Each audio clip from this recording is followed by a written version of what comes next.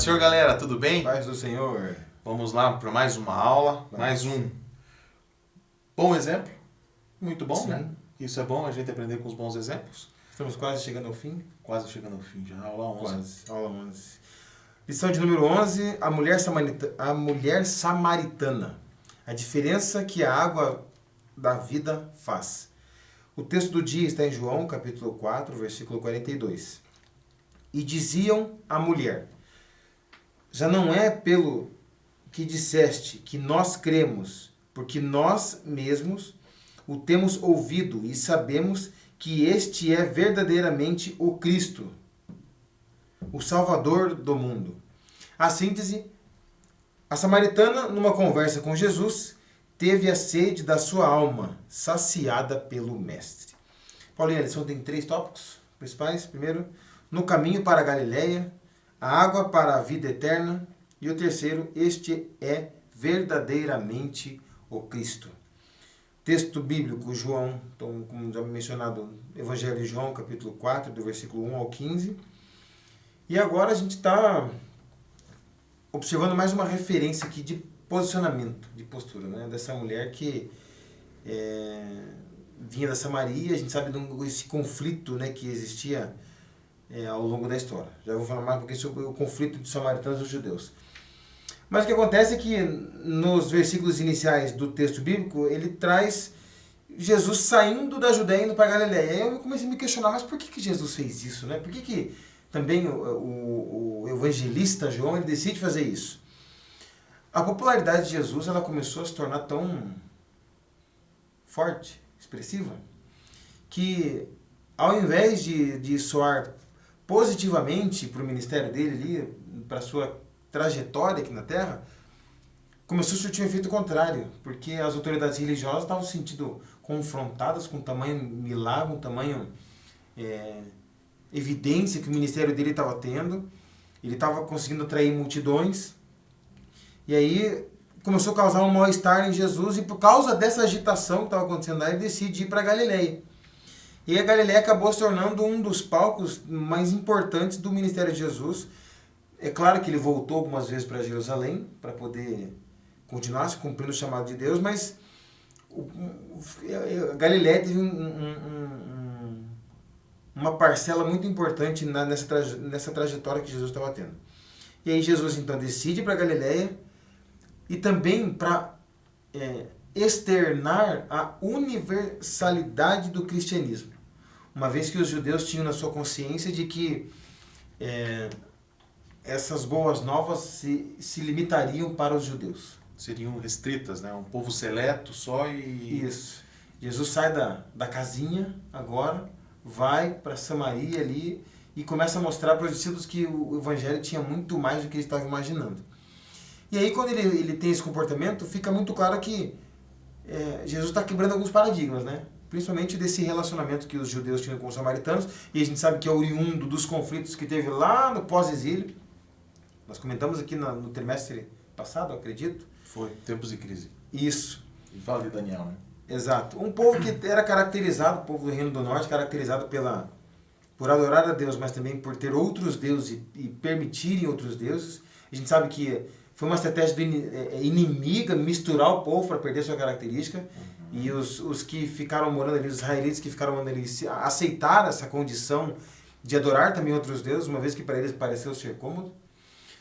Na reconstrução do templo e na reconstrução dos muros de Jerusalém foram barrados pelos judeus, dizendo: vocês não vão fazer isso. E aí os conflitos ao longo da história foram se fortalecendo, se consolidando e ficando cada vez mais distinto. E agora Jesus está vindo, vem para Galileia, e Galileia acaba sendo um dos palcos mais relevantes ali no ministério de Jesus.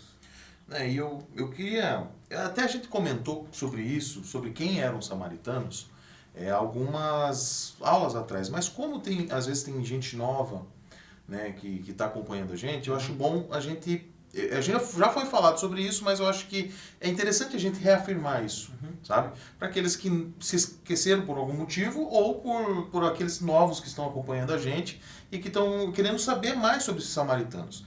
Como você mesmo falou, foi em decorrência, né? Vamos lá, o Reino do Norte foi convidado a ir ao cativeiro, né? Então, assim, na verdade, a gente sabe que quebrou tudo ali, né? Arrebentaram tudo e muitas das pessoas foram dispersas. Muitas dessas pessoas foram para o cativeiro e algumas delas ficaram ali. E o que acontece? O Império Assírio, em 722, que eles foram lá e tomaram o Reino do Norte. E levaram eles cativeiro. E a Samaria e outras cidades importantes do Reino do Norte foram dominadas. Então a gente começa a ver um pouco de ligação com Samaria. Samaritanos com Samaria, porque Samaria era uma cidade muito importante no Reino do Norte, né? E muitos dos que fugiram, outros que ficaram na terra, o povo dominado foi misturado com alguns povos ali. E os hebreus que ficaram ali foram se misturando, tendo aqueles casamentos mistos, e eles foram perdendo a sua essência. Então, muito daqueles judeus, né, o que até então não era chamado de judeus, mas muitos dos hebreus que ficavam ali, eles perderam totalmente.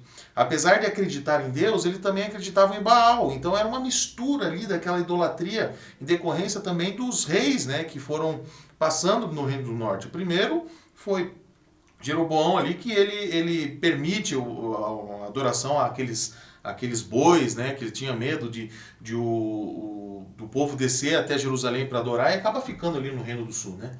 Mas em decorrência também de Acabe, como a gente falou de Jezabel, né? Então a idolatria entrou no Reino do Norte, e mais com esse cativeiro babilônico da Síria, eles perderam totalmente sua essência, né? Até perderam totalmente a sua essência. Então, quem eram os samaritanos? Eles eram resultantes dessa mistura. É um povo que ficou ali, um povo que voltou também depois, alguns nem voltaram mais, né? E eram judeus misturados com raízes judaicas e influências da idolatria vindo de outros povos. Você pode perceber isso em 2 Reis 17:33. Você vai ver lá, embora adorassem ao Senhor, continuavam a seguir os seus próprios deuses, de acordo com os costumes das suas nações de origem.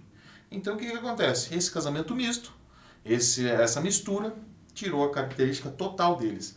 E há essa guerra enorme entre os judeus e os samaritanos. Por quê? Porque uns que os consideravam puros, porque lembra quando a gente estava falando no trimestre passado que aquelas pessoas vieram e era um povo seleto que tinha que vir, eles só não podiam vir os judeus misturados, que se casaram na Babilônia por um acaso.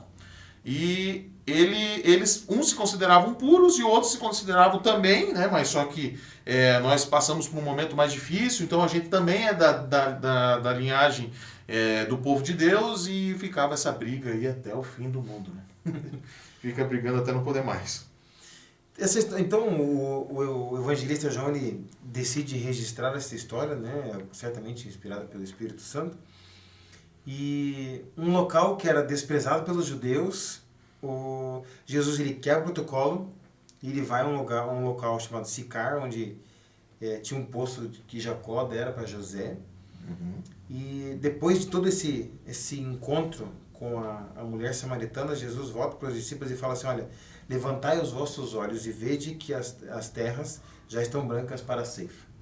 Então foi um episódio ali no ministério de Jesus que marcou, e aí o Espírito Santo faz questão que o evangelista ele registre isso nas Sagradas Escrituras, né? Não, e é interessante a gente pensar numa coisa: Jesus podia ter tomado outro caminho.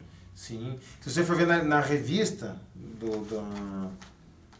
da Escola Dominical, tem um mapinha ali onde eles fazem questão de mostrar o trajeto. Eles poderiam ter seguido outro caminho, mas Jesus disse, era necessário, é necessário. Eu preciso falar com alguém, né? Isso. Tem alguém que eu preciso falar ali, então vamos para lá. E aqui eu fico comovido com isso, Paulinho, porque quando Jesus fala isso, ele está mostrando sua característica divina aqui, né? Muito além da necessidade humana. Bom, se era necessário passar por Samaria, ele já começa dizendo o seguinte: olha, é necessário eu quebrar vários protocolos aqui agora. Outra, o que alguns teólogos eles acreditam com esse posicionamento? Que era necessário, porque respeita a vontade divina, porque ele sabia que era muito além daquilo que ele queria, obediência ao Espírito Santo, o imperativo, olha só que interessante, o imperativo divino transcende o ódio religioso. Mesmo Jesus sabendo que tinha toda aquela idolatria naquele lugar, mas sabia que tinha alguns remanescentes ali? Ou sabia que a terra estava pronta para ser plantada, as boas novas? Esse imperativo divino, ele, como eu coloquei aqui, ele transcende o ódio religioso. É profundo isso, é bonito. Você está muito filósofo. Todos nós temos um caminho a ser planejado por Deus, Paulinho. Assim Jesus também com essa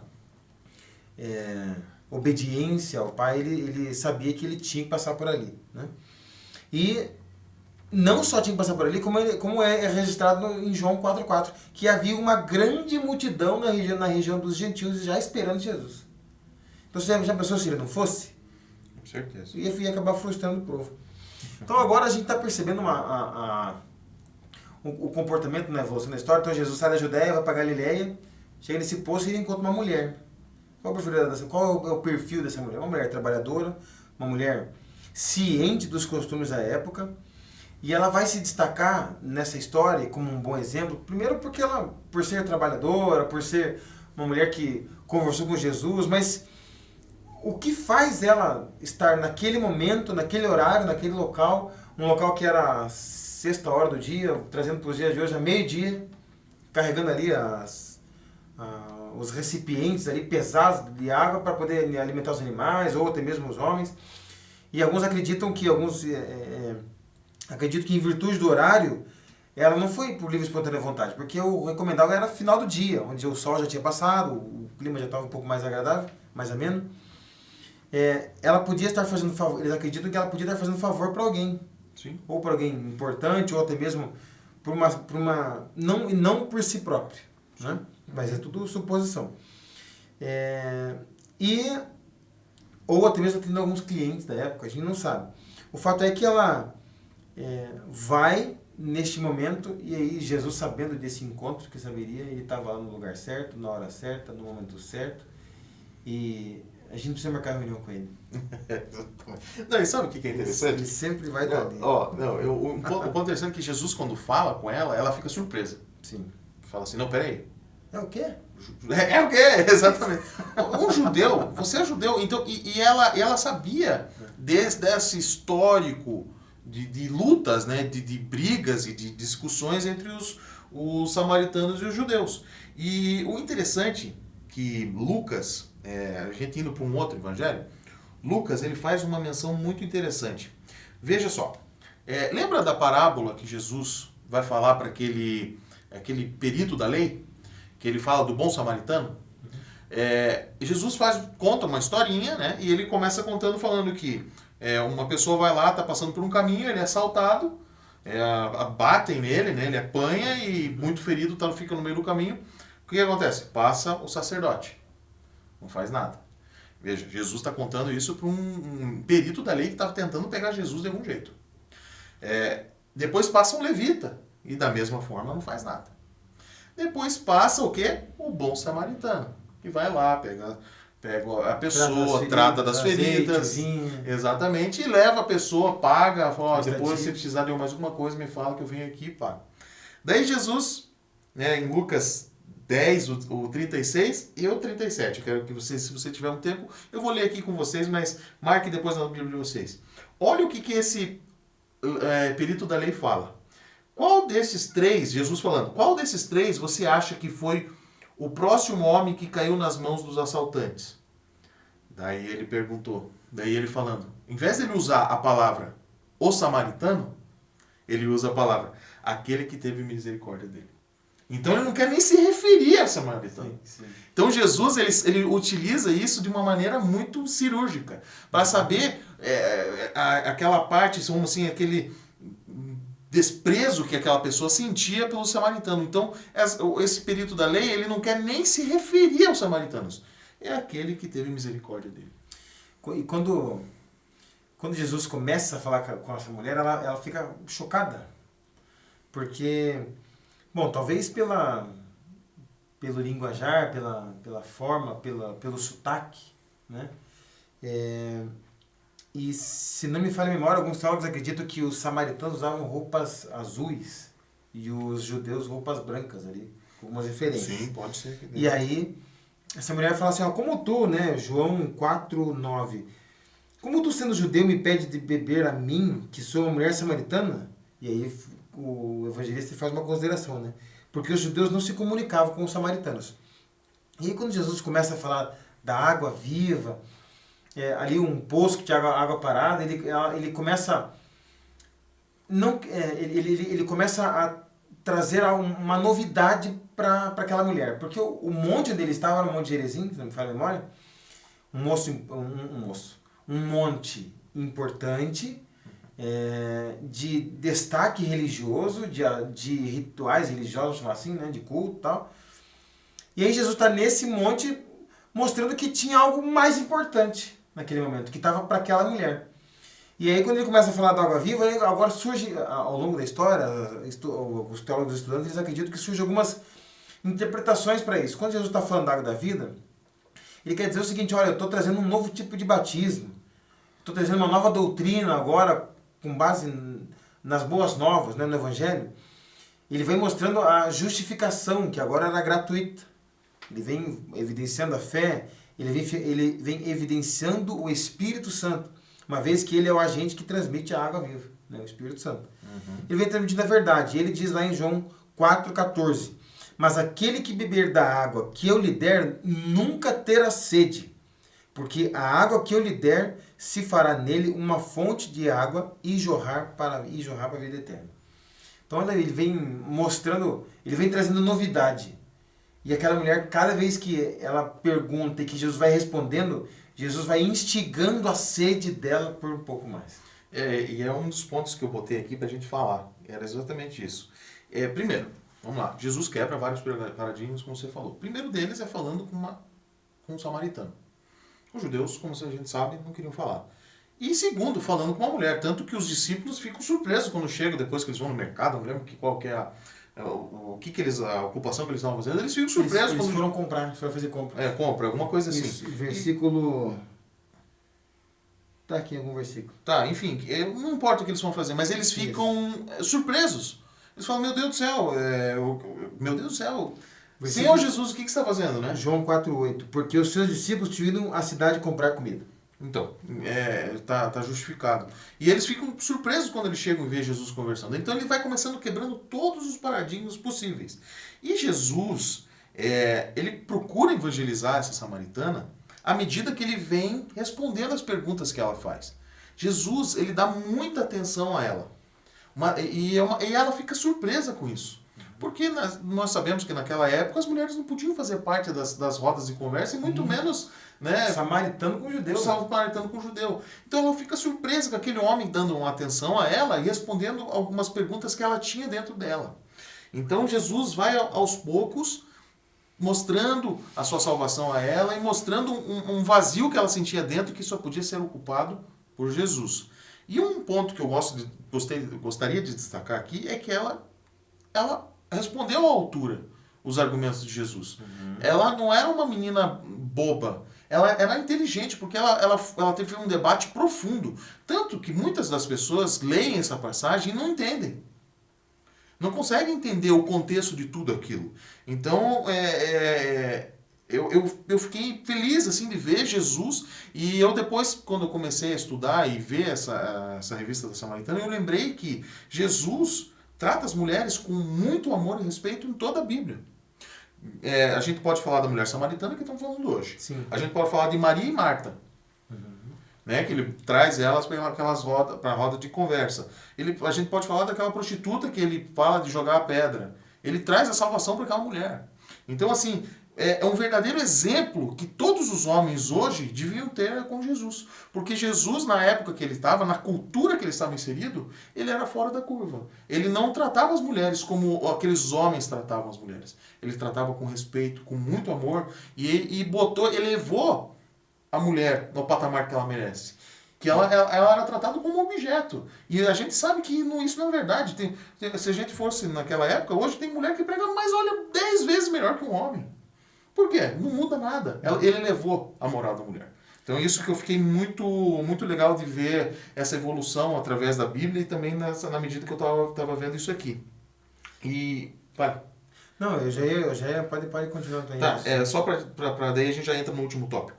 E um ponto interessante é que à medida que as perguntas vão sendo sanadas por Jesus, Jesus começa a se revelar a ela. Uhum. Então, veja, ele pega, ele faz uma pergunta lá do marido. Sim. Jesus faz essa pergunta do marido para saber se ela ia falar a verdade. Porque Jesus, ele meio que é um profeta, ele falando assim, ó, eu sei que você já teve 5 maridos. Uhum. Eu sei que você já teve 5 maridos. E agora você está com um homem e você nem é casada com ele. Então, assim, daí ela se assusta. Ela fala assim, o senhor é um profeta? E mais pra frente. Ela fala, né, Jesus me dá, versículo 15, Senhor, dá-me dessa água. Quando ela começa a criar sede, Jesus fala assim, pera um pouquinho que eu vou colocar você no teu lugar agora. Aqui. Exatamente. Vou mostrar que eu vou além. Vai lá e chama teu marido. Exatamente. E é esse que é interessante. Jesus está mostrando aqui para ela, falou assim, ó. Yeah. Ele tá falando, ele fez uma pegadinha para ela, porque ele tá falando assim, ó, eu não quero só te dar salvação, eu quero mostrar transformação na tua vida. Sim. Esse vazio que você sentiu, talvez, por muitas coisas que você viveu aí, por 5 maridos ela passar, eu que resolvo esse problema, mas você também tem que acertar a tua vida. Uhum. Então, assim, Jesus, ele é sensacional nesse ponto. E depois que ela vai levando e ela realmente fala a verdade, que realmente eu passei por 5 maridos, hoje eu tô... Ela se surpreende, veja que tu és profeta. Exatamente. Ele fala, pera, alguma coisa está diferente. E daí Jesus se revela o Messias para ela. Isso, eu não sei se ela foi a primeira a receber essa revelação. Mas, porque eu não consegui pegar o histórico ali para ver. Mas eu acho que ela foi uma das primeiras que recebeu assim essa revelação. Jesus se transparecendo, ó, eu sou o Messias. Esse cara da água. Eu não sei você, mas eu tive a percepção de que Jesus estava confortável em passar essa informação para ela. Exatamente. O terreno estava fértil. Uhum. Ele trouxe... Veja, ele trouxe um argumento com ela para ela mudar de vida do que ela estava vivendo e logo depois ele trouxe a salvação. Sim. Ele falou assim, ó, eu sou o Messias que você está falando. Sou eu que vou resolver o teu problema. Eu que vou encher o teu vazio. Porque o que está acontecendo, né? Aqui ele está já entrando no último tópico, ele está evidenciando que verdadeiramente ele era o Cristo. Então, quando ele faz essa provocação para a mulher, vai lá e chama o teu marido, ela fala, não, eu não tenho. Disseste bem, porque você já teve 5 e o que você está agora não é teu. Peraí, eu acho que você é profeta. E começa... foi bem isso que você falou. Quando ele começa a instigar essa mulher, porque ela chega um ponto que ela dá ela sobe o tom, no bom sentido, quando ela diz assim, ó, se você quer, pode me dar, ela fala assim, és tu maior que nosso pai Jacó? És tu maior que Jacó, nosso pai? Que nos deu esse poço, tá falando que a água que você tem para oferecer é melhor que a água desse poço aqui? Ou seja... Que foi nosso patriarca que deu? Uhum. E aí, quando Jesus começa a oferecer água viva para aquela mulher, o que Jesus está oferecendo? Exatamente isso. Olha, eu estou te oferecendo um período de uma libertação a partir de agora. Libertação do quê? Da religiosidade. E ele já está, como judeu, já está evidenciando que eles precisariam estar muito além da religiosidade, mas muito além também do preconceito na abordagem. E estava apresentando uma libertação da falsa adoração. Porque daí ela vai lá e pergunta de novo. Mas eu dizem um lugar para adorar, né? Sim. Ela faz a pergunta. Então, quando Jesus começa a instigar ela ali, a responder para que ele fale, ó, eu sou o Cristo, o Messias, ele tá querendo conduzir essa mulher para quê? Para uma verdadeira adoração. Isso aí. Ele está querendo conduzir essa mulher a uma vida íntegra e que agrade a Deus, porque ele diz, disseste bem. Você está com 5 maridos, olha, pare com isso. Alguma coisa está errada. Você tem que arrumar, exatamente. E aí, conhecer que, até mesmo ela naquelas condições, Jesus não tem preconceito contra ela, De jeito nenhum. mas ele quer que ela mude de vida, que transforme, e aí ele quer mostrar também que Deus tinha um plano para ela. Ó, vamos tentar seguir um pouquinho diferente aí, né? É isso aí. Não sei se você tinha mais um ponto. Vai lá, pode falar. Você comentou, só para daí depois você termina o que você está falando e a gente vai para conclusão. Acho que já está acabando até nosso tempo. Sim. Você comentou que ela fala assim, acaso aqui não ficam brigando onde que é o lugar da adoração, a verdadeira adoração? Uhum. Muita gente lê essa passagem e eles não entendem, não compreendem isso. Eles só leem, essa mulher está argumentando alguma coisa que era lá daquela... Mas se vocês forem ver na história, vocês vão compreender isso aí. Vai lá, João 4, do 20 ao 21, ele fala assim, ó. Então diga-me, por que os judeus insistem que Jerusalém é o único lugar de adoração, enquanto nós, os samaritanos, afirmamos que é aqui no Monte Gerizim? Então, assim, o que é? Muita gente passa despercebido, e eu acho interessante a gente botar um contexto, talvez, para vocês entenderem o que é essa história. Muito do samaritano, vamos lá, vamos voltar na história, antes da gente falar dos samaritanos. Posso abrir parênteses rapidinho? Claro. Veja, esse monte era importantíssimo para os samaritanos, era um monte sagrado, e aquela mulher encontra o Messias no monte sagrado que era para eles. Mas mesmo estando num monte que os homens consideravam sagrado, ali naquele monte sagrado ele está dizendo, o local de adoração é outro que Deus está procurando agora. É o final da discussão que Jesus responde ela quando ela fala isso. Ele fecha com chave de ouro. Ele fala, então assim, vamos lá, Josué, quando ele ganha algumas batalhas, por orientação de Moisés, ele estabelece um lugar de adoração, antes mesmo de toda a terra estar conquistada. Então ele vai lá, que é nesse monte, se você for olhar lá em Josué 8, 33, lá no finalzinho ele fala assim, ó, metade do povo estava em pé de frente ao monte Gerizim, e metade de frente ao monte Ebal. Tudo conforme Moisés, servo do Senhor, tinha ordenado anteriormente para que o povo de Israel fosse abençoado. Então ele está querendo dizer o seguinte, quando ele teve uma vitória, ele foi adorar a Deus, ele não existia um templo ainda. Eles pegam a arca, colocam ali no meio, e eles fazem uma adoração, porque foi uma orientação do próprio Moisés. Se você for lá em Deuteronômio 11, 29, vocês vão ver isso. Pare e pause, eu não vou ler para a gente não tomar o tempo, mas Deuteronômio 11, 29, vocês vão ver que é uma orientação de Moisés. E o que acontecia? Judeu, quando há o reino, todo mundo conquistado, eles vão lá, constroem o templo. Salomão constrói o templo. O que passou?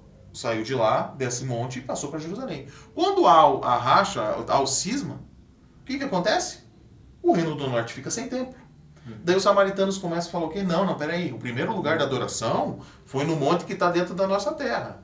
E os judeus estão falando, não, mas onde Deus escolheu para fazer foi montado o templo. E essa briga começou, vai para longe. E daí Jesus realmente chega para ela e fala assim, ó, vai chegar do tempo em que não importa mais aonde é a adoração. Sim. E aí, quando eu estava lendo essa passagem, me fez lembrar Jesus citando o profeta Isaías, capítulo 29, versículo 13. Diz assim, visto que este povo chega junto a mim apenas com palavras e sem atitude, e me honram somente com o mover dos lábios, enquanto seu coração está muito distante da minha pessoa. E a adoração que me prestam é constituída tão somente de regras e doutrinas criadas por homens. E aqui, então, nesse monte que os samaritanos julgavam ser sagrado, Jesus está mostrando, olha, não é nem nesse monte, nem lá na Judéia. Nem no templo. A partir de agora o Senhor vai andar a terra, a busca de verdadeiros adoradores que o adorem em espírito e em verdade. Isso aí. Acho que chegamos agora na conclusão. Então o encontro de Jesus com essa mulher samaritana mostra para nós que é possível sim uma adoração sincera e verdadeiramente espiritual. Muito distante de você querer seguir muitos protocolos e ritos para poder seguir a tua adoração com Deus. A adoração já começa em casa, né? Quem já não viu isso em pregações? A adoração do culto a Deus já começa quando você está vestindo tua roupa para a igreja. E até antes, né? Quando você acorda no dia, aquela... Enfim, essa mulher foi uma felizarda de tudo que aconteceu. E detalhe, né? Quando Jesus fala com essa samaritana, Jesus está quebrando um monte de protocolo e aqui Deus querendo mostrar para a humanidade dizendo o seguinte, olha, não me importo com raça, não me importo com cor, não me importo com sexo, não me importo com seu estado civil, ele está disponível para todos. Para você, para mim, para você. E é o mais bonito, só para que ele aceita todos, mas não do jeito que eles estão.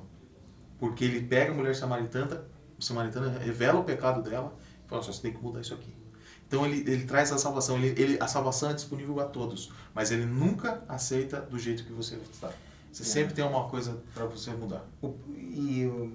O propósito de Jesus é resgatar a essência da criação que Deus fez.